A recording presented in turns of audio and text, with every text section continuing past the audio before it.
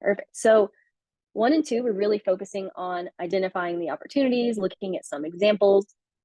So this next part here, just diving into more of the how to apply these interactions and how to find them in the studio.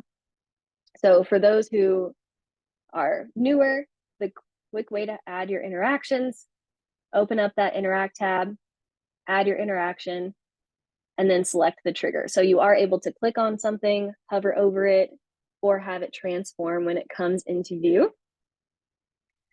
And then you select the action that you want to trigger with that interaction. So this is what we're going to be diving into throughout the course, are all of the different actions and different ways you can use interactivity.